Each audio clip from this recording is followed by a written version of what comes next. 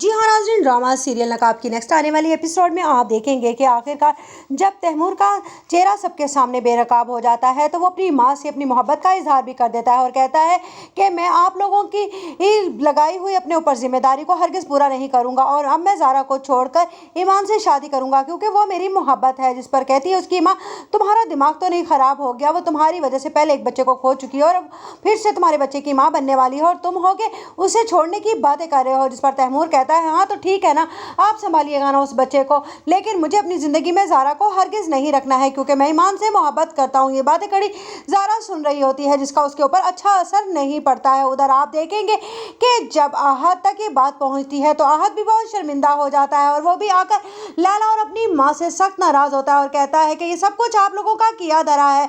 कि वो कहती रही कि मैं बेगुनाह हूँ, लेकिन किसी ने उसकी बात का यकीन नहीं किया और बजाय मुझे सच बताने के मुझे भी दूसरी तरफ आईना दिखाया गया और मैं भी उसी रास्ते पर चल पड़ा। मैं तो उसके साथ नजरें भी नहीं मिला सकता। इधर आप देखेंगे कि ज़ारा ये बात बर्दाश्त नहीं करती है और उसकी हालत फिर से ख़राब हो जाती है और डॉक्टर्स कहते हैं कि शायद अब ये कभी माँ ना बन पाए। जिस पर लैला कहती है कि इसे इसके किए की सज़ा मिली है, इसने तैमूर को पाने के लिए कितनी ज़िंदगियाँ बर्बाद करके रख दी थी। बिलाल भी तो इसी के किए की भुगत रहा था जो मुझसे शादी की उसने। आकाश के ज़ारा ने ऐसा सब कुछ ना किया होता तो आज तैमूर मेरा होता और उसकी नज़रें तो मुझसे हटती भी ना।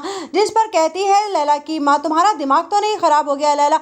सब सिचुएशन इस कदर मुश्किल हुई हुई है और तुम्हें सिर्फ और सिर्फ तैमूर की मोहब्बत की पड़ी है, अब भी जब तुम्हारे सामने उसका कैरेक्टरलेस चेहरा आ चुका है। उधर आप देखेंगे कि जब ईमान का बाप ईमान से कहता है कि मैंने तुम्हारे लिए बिलाल से फिर बात की है, जिस पर ईमान खुश हो जाती है और बिलाल भी आकर ईमान से कहता है कि सबके सामने मोहब्बत का इजहार करती हो लेकिन मेरे मुंह पर कहने से आखिर तुम्हें क्या हिचकिचाहट है? जिस पर ईमान कहती है कि असल में अपने लफ्ज़ तुम तक पहुँचा ही नहीं पा रही जितनी तुमने मुझ पर इनायतें की हैं। मैं तो सोच भी नहीं सकती कि मैं तुम्हारे इन एहसानों का बदला भी चुका सकूंगी और इन्हीं एहसानों के तले दबते हुए मुझे तुमसे कब मोहब्बत हुई ये भी मैं नहीं जानती।